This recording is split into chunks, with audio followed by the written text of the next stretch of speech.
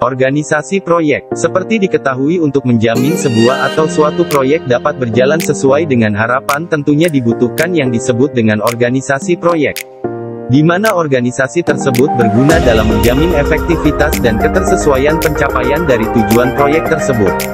Pada hal ini tentunya terlibat dari berbagai elemen dan pihak-pihak terkait sesuai tugas dan fungsinya yang telah dijabarkan pada tugas pokok dan fungsinya masing-masing. Seringkali kita mendengar kalimat mengorganisir, di mana secara umum mengorganisir adalah mengatur unsur sumber daya perusahaan yang terdiri dari tenaga kerja, tenaga ahli, material, dana, dan lain-lain dalam satu gerak langkah yang sinkron untuk mencapai tujuan organisasi yang efektif dan efisien. Proses mengorganisir proyek mengikuti urutan sebagai berikut. A. Melakukan identifikasi dan klasifikasi pekerjaan. B. Mengelompokkan pekerjaan. C. Menyiapkan pihak yang akan menangani pekerjaan. D. Mengetahui wewenang dan tanggung jawab.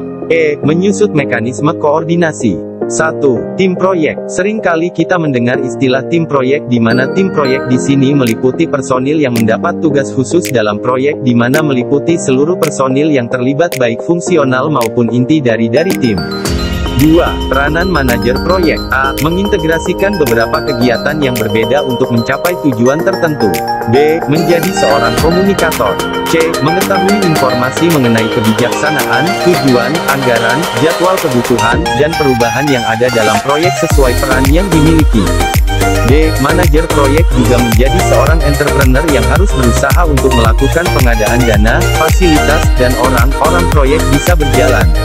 E. Agen perubahan yang memelopori pemakaian ide baru dan inovatif serta mengatasi halangan.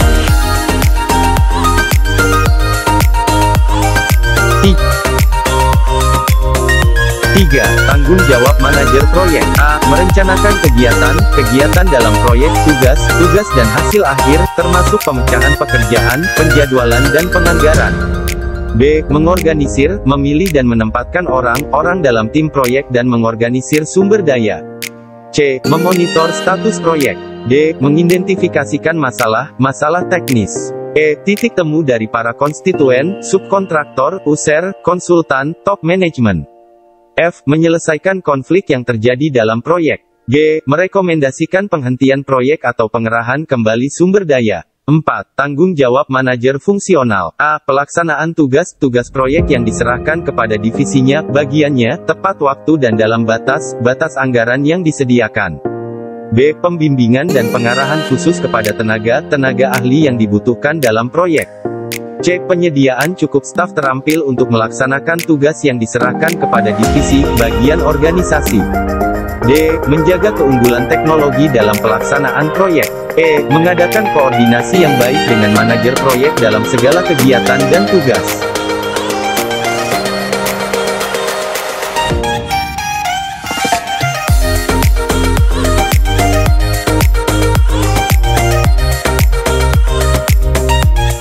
Anggota tim proyek. A. Kontraktor administrator. B. Project accountant. C. Customer liaison. D. Production coordinator. E. Manajer lapangan. F. Quality assurance supervisor.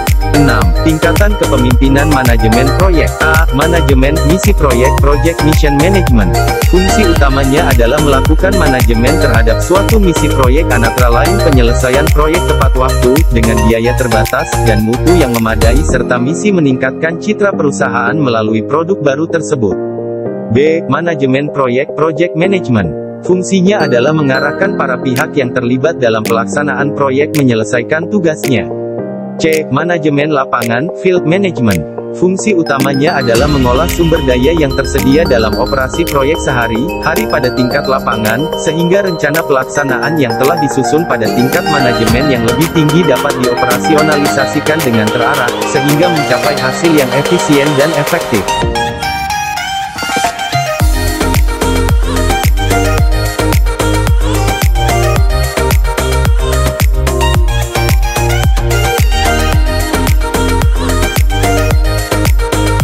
7.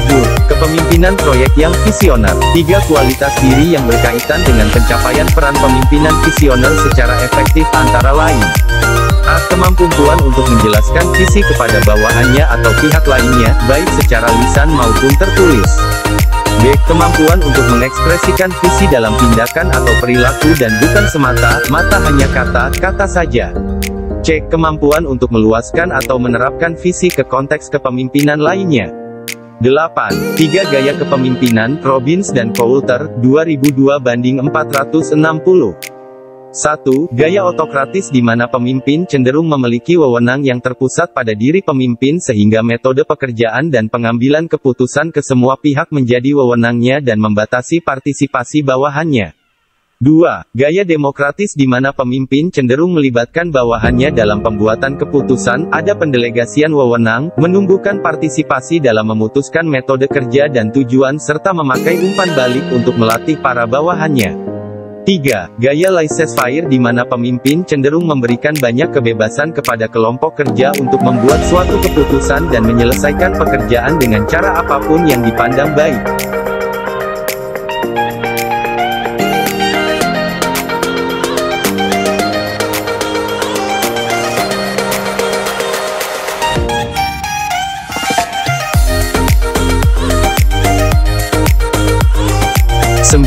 Empat fungsi kepemimpinan, Kofi dalam Jatmiko, bulan dari 2008/49. 1. Sebagai perintis.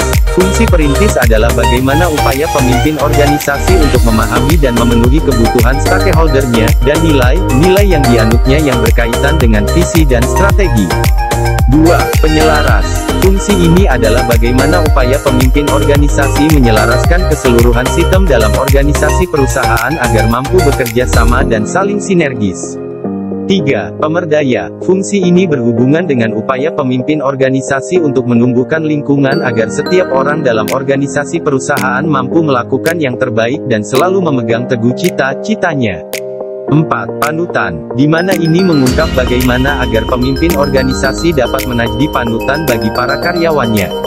10. Kepemimpinan dalam tim proyek. A. Keterampilan pemimpin proyek. 1. Sabar dalam berbagi informasi.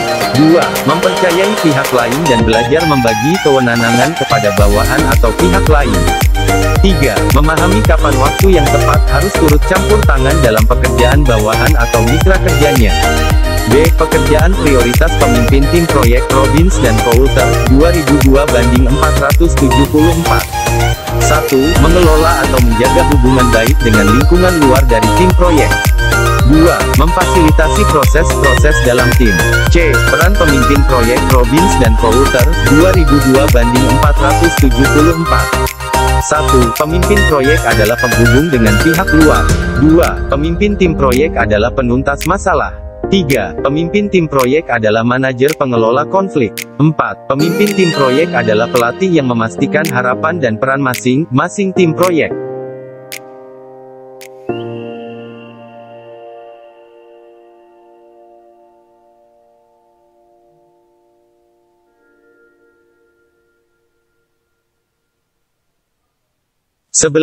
Bentuk organisasi dalam proyek. A. Penyusunan struktur organisasi proyek. Robbins, 2001/413, mengatakan bahwa struktur organisasi adalah menjelaskan bagaimana pekerjaan dibagi, dikelompokkan dan dikoordinasikan. Ada 6 unsur yang diperlukan oleh manajer untuk merancang struktur organisasi proyek, antara lain: 1. Spesialisasi pekerjaan. 2. Departementalisasi. 3. Rantai komando. 4. Rentang kendali. 5. Sentralisasi dan desentralisasi. 6. Formalisasi. B. Asas pengorganisasian proyek. 1. Asas koordinasi, bahwa pembagian tugas dan kewajiban harus memungkinkan terciptanya suatu kerjasama yang baik dan harmonis di antara masing-masing individu dan masing-masing bagian, kelompok individu, yang ada. 2. Asas hierarki, bahwa pembagian tugas dan kewajiban harus berjenjang, mulai dari tugas yang paling luas sampai dengan tugas yang paling sempit.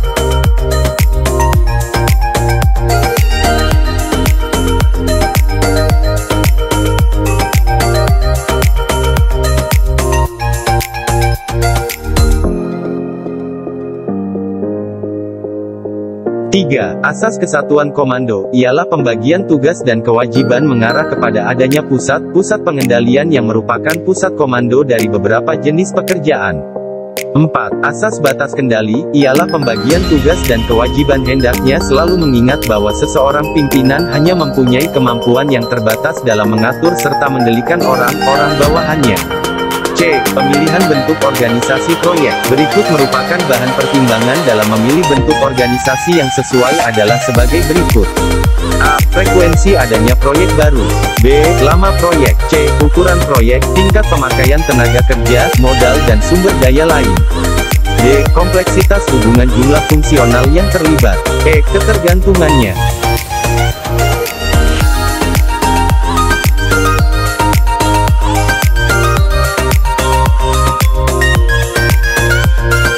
Organisasi matriks. Pada organisasi matriks di samping jalur formal vertikal terdapat juga jalur formal horizontal. Pada hal ini dibentuk manajer proyek atau PIMPRO yang berbagi otoritas dan tanggung jawab dengan manajer fungsional yang telah ada. Pengaturan sementara ini kemudian berkembang menjadi struktur formal yang dikenal sebagai organisasi matriks.